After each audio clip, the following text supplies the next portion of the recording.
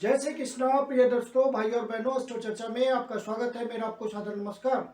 आज के वीडियो में जो कुंभ लग्न के व्यक्ति हैं उनका नया साल जनवरी माह कैसा गुजरेगा, इस पे एक संक्षिप्त पर चर्चा करेंगे। नए साल आपके लिए ढेर सारी खुशियां लेकर आए, ऐसी मेरी शुभकामना है आपसे। नए दर्शकों के लिए बता दूं कि वो कैसे पता करें कि वो कुंभ लग्न के व्यक्ति है, तो अपना बर्थ डिटेल्स किसी अच्छे एस्ट्रो के सॉफ्टवेयर में डालें। जो लग्न कुंडली बनकर आती है, जिसको D1 चार्ट भी कहते हैं, उसके भी प्रथम भाव में 11 नंबर लिखा हुआ हो तो आप कुंभ लग्न के व्यक्ति हुए। यह आपकी कुंडली है और यह प्रथम भाव है, इसमें 11 नंबर लिखा हुआ है, तो ये कुंभ लग्न की कुंडली को इंडिकेट करता है। और 1 जनवरी को जो गोचरीय परिस्थितियां है वो आपकी कुंडली पे दिखाया हुआ है, और जनवरी माह में जो महत्वपूर्ण गोचरीय परिवर्तन है उसको यहाँ डिस्प्ले किया हुआ है। जब भी कोई ग्रह राशि परिवर्तन करता है तो अपना विशेष रिजल्ट देने को इच्छुक होता है, और आपके ओरिजिनल नेटल चार्ट के हिसाब से कोई सुटेबल अंतर्दशा महादशा इत्यादि चल रही हो तो और गोचर उसको टैली कर देता है, तो आपको रिजल्ट का अनुभव हो जाता है, अर्थात रिजल्ट फलित हो जाता है।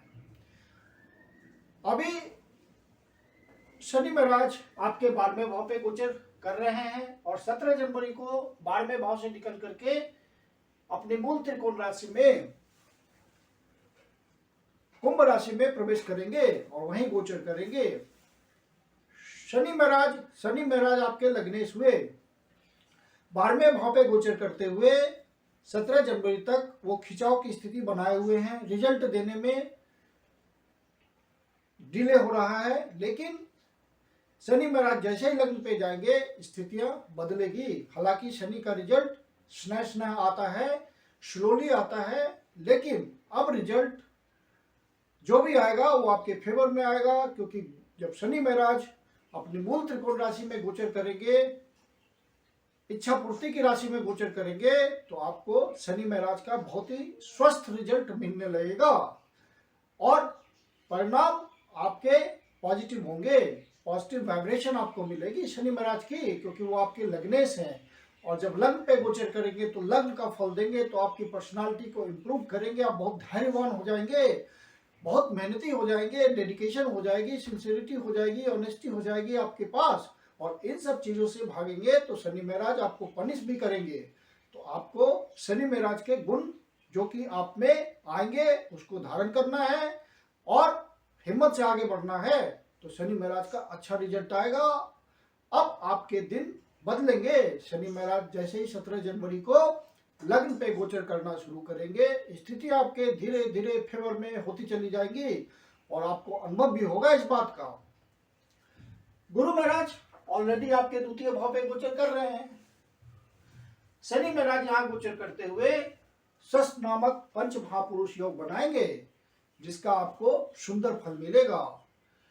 जिंदगी में आगे बढ़ने का मौका मिलेगा, कर्म क्षेत्र में स्थिरता मिलेगी। यदि आप बिजनेसमैन हैं तो जो भी इंफ्रास्ट्रक्चर के लिए आप प्रयास कर रहे हैं उसकी संरचना सुदृढ़ हो जाएगी, नेटवर्क आपका स्थिर हो जाएगा और काम धंधा सुचारू ढंग से चलने लगेगा, क्योंकि शनि कर्म के कारक हैं। जो भी आप प्रयास पहले से कर रहे होंगे वो फलित होगा। शनि महाराज की 10वीं दृष्टि आएगी कर्म भाव पे गोचर करते हुए,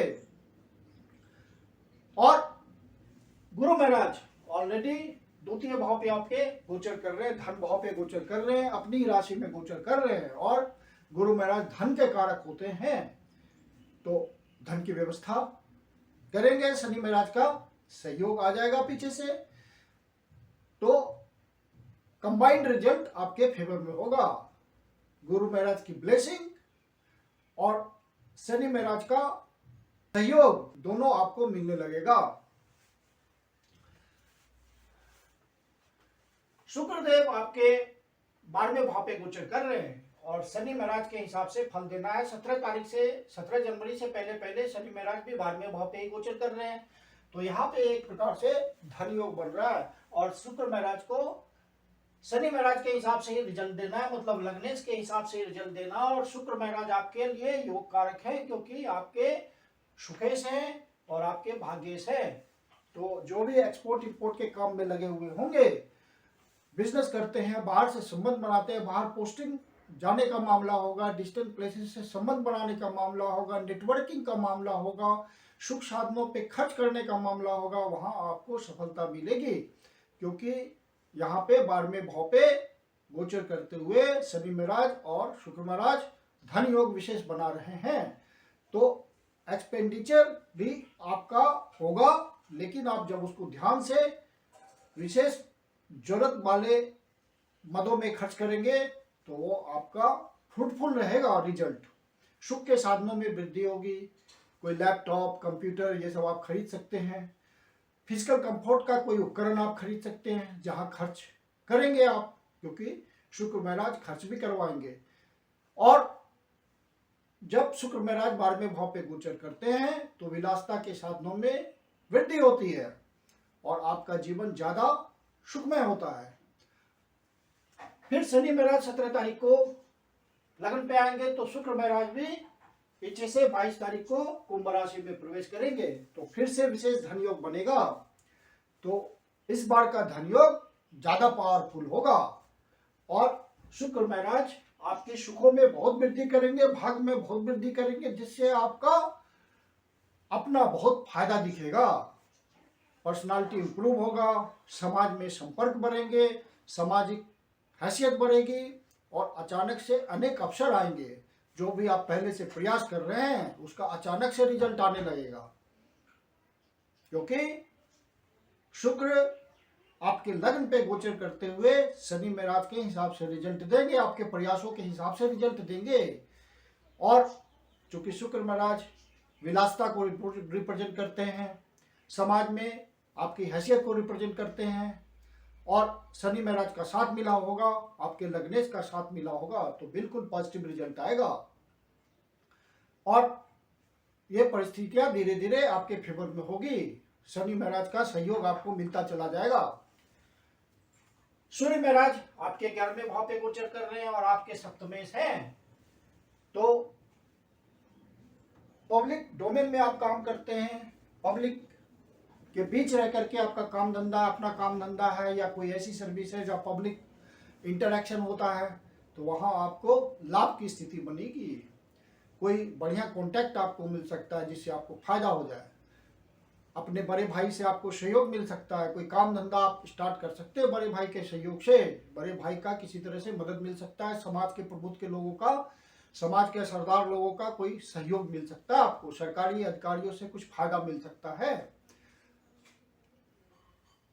सूर्य देव लाभ की स्थिति बनाए हुए हैं। बुध महाराज भी 12वें भाव पे गोचर कर रहे हैं और आपके अष्टमेश हैं और आपके पंचमेश हैं। तो पंचमेश का पंचम भाव पे दृष्टि डालना आपके लिए बहुत ही बढ़िया है। पंचम भाव आपके बुद्धि, विवेक, निर्णय क्षमता का होता है, तो यहाँ आप बहुत स्वस्थ ढंग से निर्णय लेंगे और आप बिजनेसमैन हैं तो आप में एक विजडम आएगा बिजनेस का और आप उसको सही से संचालित करेंगे। नए आइडियाज आएंगे आपके फेवर में। यदि आप शेयर मार्केट के धंधे में हैं, ट्रेडिंग करते हैं, स्पेकुलेशन करते हैं किसी भी तरह का, तो सही से निर्णय लेंगे तो आपको बहुत फायदा मिलेगा। सूर्य महाराज का भी सहयोग है और पूर्व पुण्याज आपके जो भी है उसके अनुसार से आपको रिटर्न मिलेगा। संतान पक्ष से कोई आपको शुभ समाचार मिल सकता है, बड़े संतान की उन्नति हो सकती है और बड़े संतान की यात्रा का भी योग बन सकता है, जो कि आपके लिए सुखद समाचार लेकर आएगा। किसी हायर एजुकेशन के लिए आपकी संतान मूव कर सकती है, किसी डिस्टेंट प्लेसेस पे किसी उसकी पढ़ाई हायर एजुकेशन स्टार्ट हो सकती है, कुछ संयोग बन सकता है उस तरह का कि बाहर जाने का मामला पॉजिटिव हो जाए। तो इस तरह से आपको सुख की प्राप्ति होगी। जो लव बर्ड्स हैं उनको भी इस महीने काफी उत्साह रहेगा अपने रिलेशन के प्रति और समय बढ़िया गुजरेगा। शनि महाराज जब 17 जनवरी से लग्न पे गोचर करेंगे तो सप्तम भाव को भी देखेंगे। तो सप्तम भाव पे कोई कंफ्यूजन, तो लाइफ पार्टनर के प्रति कोई कंफ्यूजन की स्थिति बने तो उसको आपसी विचार विमर्श से सुलझा लीजिए, वहां कोई परेशानी नहीं आएगी। फिर एग्रेशन वहां पे नहीं आना है, क्योंकि मंगल महाराज यहाँ गोचर करते हुए सप्तम भाव पे दृष्टि डाल रहे हैं, तो एग्रेशन से बचेंगे तो कोई दिक्कत नहीं आएगी। और यदि आप बिजनेस पार्टनरशिप के साथ करते हैं, पार्टनर के साथ करते हैं, तो वहां सारे विचार विमर्श के थ्रू अपने प्रॉब्लम्स को, अपने अंडरस्टैंडिंग को बनाए रखें। पब्लिक इंटरेक्शन में कोई कंफ्यूजन आती है तो आप अपने विजडम का सही से उपयोग करें, फायदा मिलेगा। अचानक से कोई लाभ आपको पहुंच सकता है इस महीने, धन की प्राप्ति हो सकती है, या कोई मामला जो कि आपने सोचा नहीं होगा वो आपका अचानक से फिट हो जाएगा और बात बन जाएगी। तो इस तरह के योग जनवरी में बन रहे हैं। जो रियल एस्टेट के सेक्टर में है उनको विशेष फायदा मिल सकता है। नौकरी करते हो उस सेक्टर में या अपना काम धंधा हो तो अच्छी डीलिंग्स आप निकाल पाएंगे जनवरी के माह में। और ये डीलिंग आपका प्रखर रूप से 13 तारीख को जब मंगल वृष राशि में वक्री से मार्गी हो जाएंगे तो 13 तारीख से फिर प्रखर समय आएगा, मतलब ज्यादा प्रबल ढंग से ये योग काम करेगा। धन कमाने का, सफलता का, वहां आपको विशेष सफलता महसूस होगी। जो पहले से प्रयास कर रहे हैं कोई प्रॉपर्टी के लिए, फ्लैट के लिए, और वो प्रयास आपका सफल नहीं हो रहा है, तो आपके यदि ओरिजिनल नेटल चार्ट के हिसाब से योग बनेगा जनवरी माह में तो ये बढ़िया फलित हो जाएगा। आपकी डीलिंग्स बहुत अच्छी निकल आएगी और आपको समुचित उसका लाभ मिलेगा। कर्म क्षेत्र में आपका उत्साह बना रहेगा और अपने निर्णयों को आप बिल्कुल अपने तक रखिएगा। सीक्रेटली सारे डिसीजंस रखने हैं आपको, उसको बाहर नहीं करना है। यदि आप किसी इंपॉर्टेंट पोजीशन में हैं कहीं भी, किसी भी ऑर्गेनाइजेशन में, तो उसको डिस्क्लोज नहीं करना है, नहीं तो वो निगेटिव की तरफ चला जाएगा। तो इस बात का आपको ध्यान रखना है जनवरी माह में। राहु तृतीय भाव पे गोचर कर रहे हैं। राहु का तृतीय भाव पे गोचर करना अच्छा है। राहु मंगल के रिजल्ट को बढ़ा रहे हैं, तो आपको अपने डोमेस्टिक एनवायरनमेंट में किसी तरह का एग्रेशन नहीं लाना है और ज्यादा नहीं सोचना है। ज्यादा एंगर में, ज्यादा गुस्से में, ज्यादा हेस्टी नेचर नहीं दिखाना है, नहीं तो कंफ्यूजन की स्थिति बनेगी और वहां प्रॉब्लम आएगी। माता के साथ बहुत ही कुशल व्यवहार रहना है। माता के स्वास्थ्य में कमी हो सकती है, इसका ध्यान रखिएगा। जो कमीशन के थ्रू अर्न करते हैं, जिनके प्रोफेशन में छोटी यात्रा इन्वॉल्व होती है, बड़ी यात्रा इन्वॉल्व होती है, बाहर से संपर्क इन्वॉल्व होता है, डिस्टेंट प्लेसेस जाना पड़ता है, विदेश यात्रा करनी पड़ती है, उन सब के लिए ये महीना बढ़िया है। ज़्यादा रिटर्न मिलेगा, आपके विजिट का ज़्यादा फायदा आपको मिलेगा।